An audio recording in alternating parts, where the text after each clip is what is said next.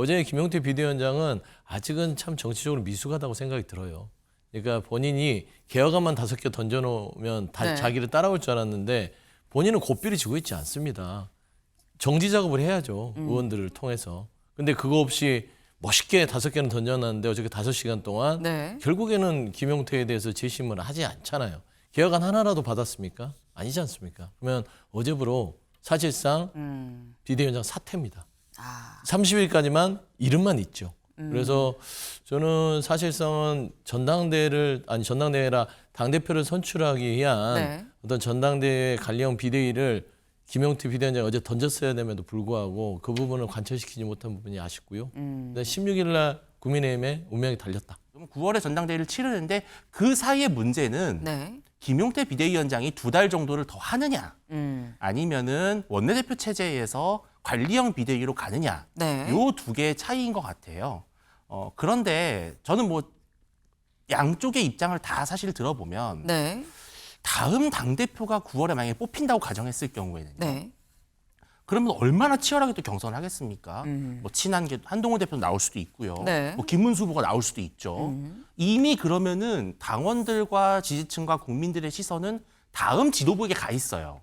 근데 그 사이에 전당대회를 치르는 과정에서의 개혁이 과연 지속 가능한 개혁인가? 네. 또 지도부가 새로 들어서게 되면 어차피 바뀔 수도 있는데 제가 여기 계신 의원분들 중에 나이로는 막내지만 비상대책위원장이라는 지도자답게 의원님들의 다양한 생각을 품고 희망을 녹여내겠습니다. 친윤 성향의 의원들은 김용태 위원장에 대해서 상당한 비판의 목소리가 많이 나왔습니다. 심지어 빨리 물러나라는 그런 말씀들도 있었는데 저는 그렇게 가서는 안 된다고 생각하고 있고요. 임기를 다음 새 지도부가 구성될 때까지는 가야 된다 그런 입장을 밝히고 나왔습니다. 당대표 선거를 빨리 하는 게 좋겠다는 게 더 많은 이야기들은 파급적이면 하여간 빠르게 진행하는 게 좋겠다. 저도 그걸 주장하는 사람이니까 사퇴해야 된다는 사람도 있고 여기 원내대표 선거가 있잖아요. 원내대표 끝나서 그때 다시 재심을 갖자.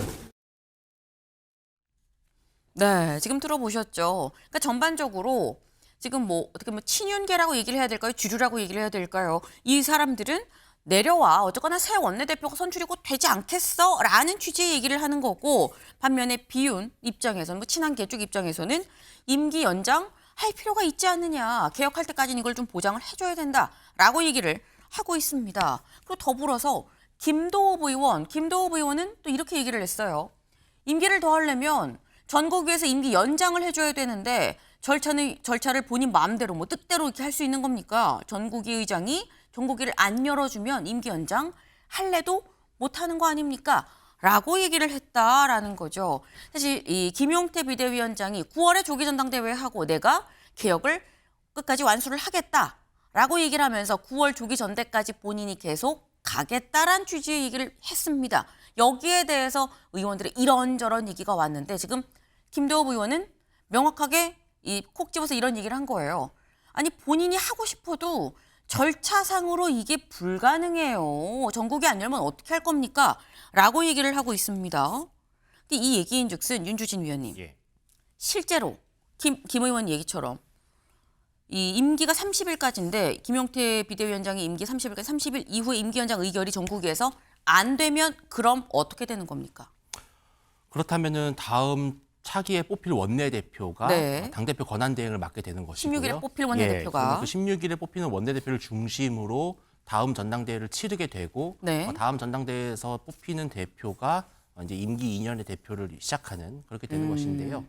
지금 전당대회를 9월 초에 여는 문제에 대해서는 어떻게 보면은 크게 이견은 없는 것 같아요. 그러니까 그리고 사실은 뭐 조기 전대냐 아니냐 이렇게 말씀을 하시는데 전당대회를 하려면은 적어도 한 2달 정도의 시간이 원래 필요합니다. 그러면 원내대표 뽑히고 뭐 어영부영 준비하다 보면은 또 휴가철이잖아요. 7, 8월에.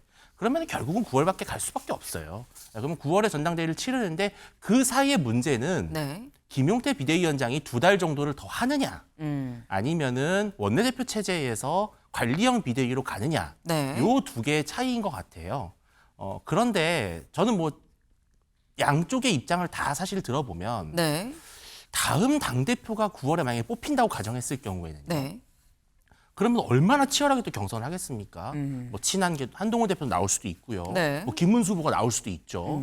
이미 그러면은 당원들과 지지층과 국민들의 시선은 다음 지도부에게 가 있어요.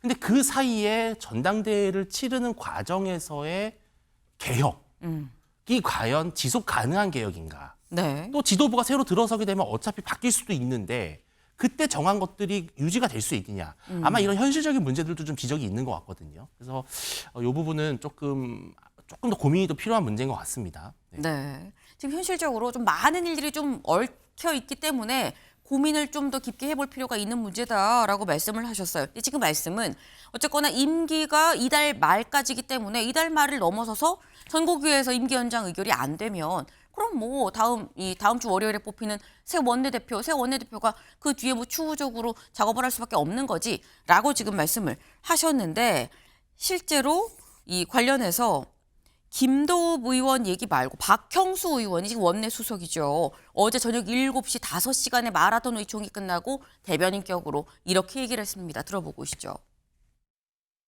김용태 위원장 임기는 그러면 새로운 원내대표가 정하신 거예요? 그렇지 않습니다. 임기는 본인이 사퇴를 하지 않으시겠다고 하면은 일단 6월 30일까지 그 후에 비대위원장을 새로 선임을 해야 되겠죠. 그 만약에 비대위 체제로 어쨌든 전당대회를 준비한다고 하면은 그게 원내대표가 당대표 권한대행을 겸임을 하면서 할 수도 있는데 그렇지 않고 비대위원장을 선정을 해서 할 수도 있습니다. 만약에 후자를 선택을 해서 비대위원장을 선임을 한다 그러면은 거기에 따라서 또 상임정국에 이런 절차가 진행돼야 되고 그 부분에 대해서는 김용태 비대위원장을 다시 지명을 할지 다른 분을 지명할지는 후임 원내대표가 결정하게 되겠죠. 네, 지금 박형수 의원 명확하게 이렇게 얘기를 합니다. 본인이 사퇴하지 않겠다면 6월 30일까지가 임기다라고 얘기를 해요. 그리고 그 뒤에 일어나는 이 각종 어떤 지도부 체제나 전당대회 이런 문제는 결국 후임 원내대표의 몫이다라고 지금 얘기를 하고 있습니다. 근데 지금 얘기를 잘 들어보면 윤주진 위원님, 다양한 가능성을 다 열어두면서도 어쨌거나 김용태 체제는 이달 말이 최대 맥스다라고 딱 방점을 지금 찍었습니다. 근데 어제 김용태 비대위원장이 하도 의원들이 막 얘기들을 많이 하니까 그렇다면 중간에 나가서 제 거취와 지금 이 조기 전대 9월 전당대회 문제를 전당원 투표에 붙이겠습니다라고 얘기했는데 이건 그냥 쏙 들어간 것 같습니다. 전당원 투표를 붙이는 것이 민주적 정당성을 얻을 수도 있지만 네. 사실 지금 당장 국민의힘이 당면에 있는 가장 중요한 분수령은 원내대표 선거입니다. 그리고 다음 차기에 정해지는 원내대표가 만약에 김용태 비대위원장이 30일 임기를 끝으로 만약에 그만둔다면 네. 권한대행을 맡게 돼요. 즉 김용태 비대위원장의 역할을 원내대표가 맡게 되는 겁니다. 자, 그러면은 국민의힘 의원들이 판단을 할 거예요. 김용태 비대위원장을 조금 더 연장을 하는 그런 원내대표를 원할 것인지 아니면은 그냥 새롭게 전당대회를 치르고 원내대표 체제로 그냥 2달 동안 관리형으로 가는 그러한 원내대표를 원할 것인지. 즉 원내대표 선거에서 이미 당내 의원들의 심리가 네. 의중이 반영이 되는 거예요. 네. 그러니까 이게 일단 하나의 1차 분수령입니다. 그러니까 여기서 딱 봤을 때 누가 보더라도 김용태 체제를 좀 더 연장해야 되겠다라고 네. 생각하는 의원들이 많다면은 아마 김용태 비대위원장을 추가로 비대위원장으로 임명하는 원내대표가 뽑히겠죠. 네. 이제 그게 하나의 리트머스지라고 볼 수 있는데 실은 이런 겁니다. 우리가 이 민주적 정당성이라는 게 상당히 왜 중요하냐면은 선출된 대표와 네. 임명된 대표의 차이는 어마어마한 것이거든요. 원내대표가 아무리 107명의 국회의원이 뽑았다 하더라도 어쨌든 선출이 된 자리거든요. 그러면 그 선출된 자리에 있는 사람은 쉽게 흔들 수가 없어요.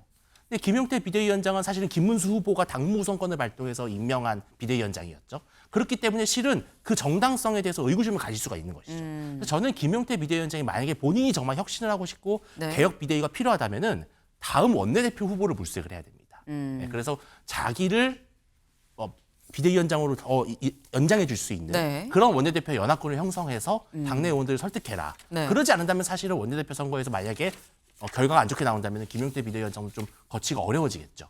지금 말씀은 다음 새 원내대표가 누가 되느냐에 따라서 김용태 비대위원장과 손을 잡고 같이 갈지 아니면 바로 밀어내고 이 김용태 비대위원장이 이 내려올 수밖에 없는 그런 상황이 되는지가 좀 결정이 되기 때문에 전략적으로 생각을 한다면 김용태 비대위원장 입장에서는 본인이 원하는 원내대표가 당선이 되도록 지금 힘을 써야 되는 그런 상황 아니겠느냐라고 또 말씀을 하셨어요. 근데 지금 사실 모든 게 지금 결국 다음 주 월요일에 뽑힐 원내대표의 손에 다 지금 달려있다라는 말씀을 다시 한번 해주시는 건데 서영주 대변인님. 네.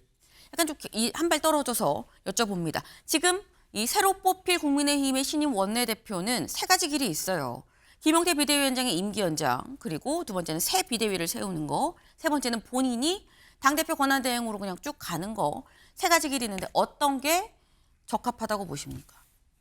김용태 비대위원장은 어제부로 사실상 역할이 종료됐다고 보면 될 것 같아요. 그래서 김용태라는 어떤 인물을 통해서 비대위의 간판으로 다시 세운다, 그거는 의미가 없을 것 같고요.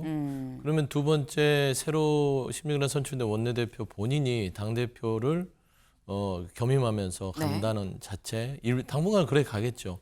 하지만 비대위를 발족할 수밖에 없을 겁니다. 다만 친윤계가 원내대표가 된다면 또 비대위로 가겠죠.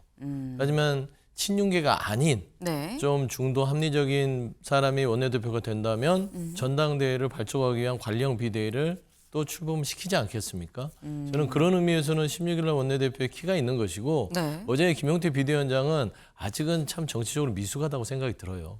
그러니까 본인이 개혁안만 5개 던져놓으면 다 네. 자기를 따라올 줄 알았는데 본인은 고삐를 지고 있지 않습니다.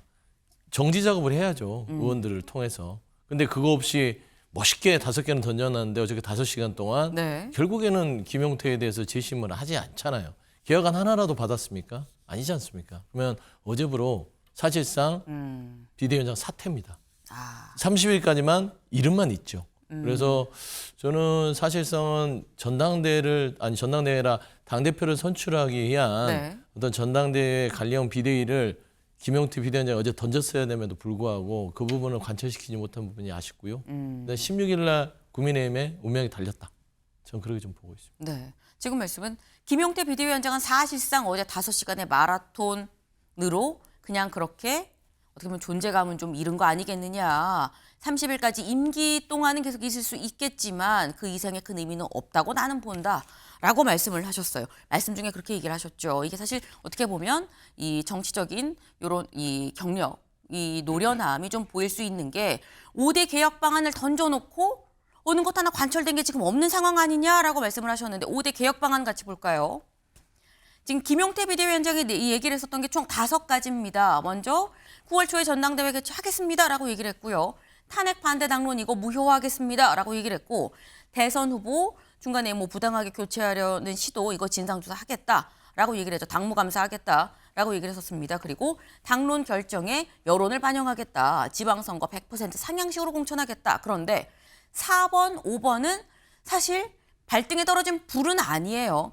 이 부분은 나중에 본인이 비대위원장으로 좀 더 이 힘을 쓸 수 있을 때 그때 얘기할 수 있는 거고 급한 건 사실 이 부분인 건데 9월 초 전당대회 개최랑 맞물려서 본인의 임기 문제가 어제 지금 터져 나왔던 거고 탄핵 반대 당론 무효화 이 부분도 얘기가 나오긴 했지만 사실상 별다르게 이걸 굳이 지금 할 필요가 있어라는 게 주된 의원들의 얘기였다고 합니다. 그리고 세 번째 당무감사권을 내가 발동을 하겠습니다.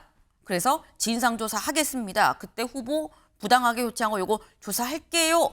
라고 얘기했는데 여기에 대해서 어제 이런 얘기가 나왔다고 그래요. 박형수 원내수석 얘기 잠깐 다시 들어볼까요?